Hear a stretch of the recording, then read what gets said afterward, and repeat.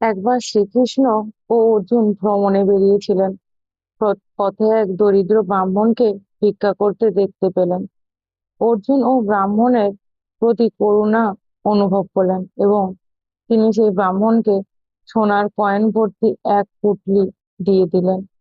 সোনার মুদ্রা ভরা ওই পুঁটলি পেয়ে ব্রাহ্মণ খুশি হয়ে তার সুখী ভবিষ্যতের জন্য উন্মুক্ত হয়ে গেল এবং সুন্দর স্বপ্ন নিয়ে খুশি হয়ে বাড়ি ফিরে যায়। কিন্তু তার দুর্ভাগ্য যে তার সঙ্গেই জড়িয়েছিল।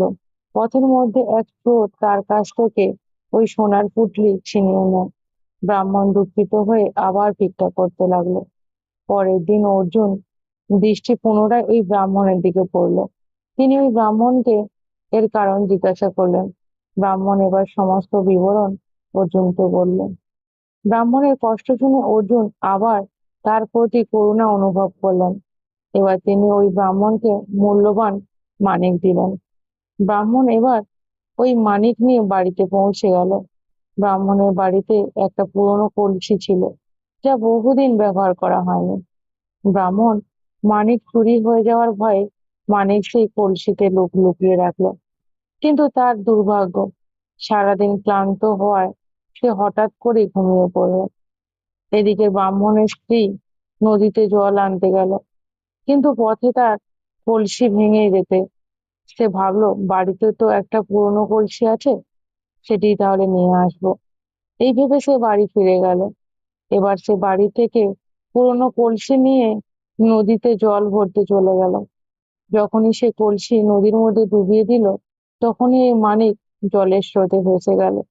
ব্রাহ্মণ এই কথা জানতে পেরে নিজের ভাগ্যকে দোষ দিতে লাগলো, আর পুনরায় সে আবার ভিক্ষা করতে লাগলো। অর্জুন এবং শ্রীকৃষ্ণ আবার তাকে দরিদ্র অবস্থায় ভিক্ষা করতে দেখলেন। এবার অর্জুন এগিয়ে গিয়ে তাকে এর কারণ জিজ্ঞাসা করতে লাগলো। পুরো ঘটনা শুনে অর্জুন মনে মনে খুব দুঃখ পেলেন আর ভাবতে লাগলেন, এই হতভাগা ব্রাহ্মণের জীবনে কখনো সুখ আসবে না। এবার এখন থেকেই শুরু হলো ভগবানের লীলা। প্রভু শ্রীকৃষ্ণ সেই ভগবানকে 2 পয়সা দান করলেন। তখন অর্জুন তাকে জিজ্ঞাসা করলেন, হে প্রভু, যখন আমার দেওয়ার সোনার পুঁটলি আর মানিক এই হতভাগ্য ব্রাহ্মণ দরিদ্রতা দূর করতে পারলো না, তখন আপনার দেওয়া এই 2 পয়সা দিয়েই তার আর কি হতে পারে? এই কথা শুনে ভগবান শুধু হাসলেন এবং অর্জুনকে ব্রাহ্মণের পিছনে যেতে বললেন।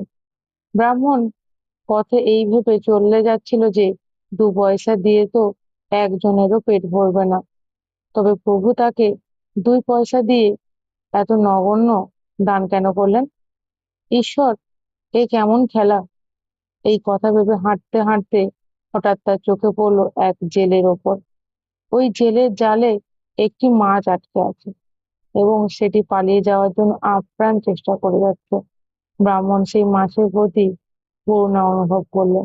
সে ভাবলো, এই 2 পয়সা দিয়ে তো পেটের আগুন নিভবে না, কিন্তু এই 2 পয়সা দিয়ে হয়তো এই মাছের জীবন রক্ষা করা যাবে।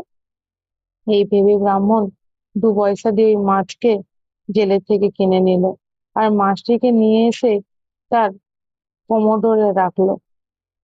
কোমোডোরে জল ভর্তি করে সে নদীতে মাছকে ছাড়তে নিয়ে যেতে থাকে।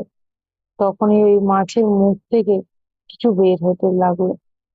ব্রাহ্মণ দেখে ভাবলো, হয়তো এটা মাছেরই কোনো মানিক বা কলসিতে লুকিয়ে রেখেছিল।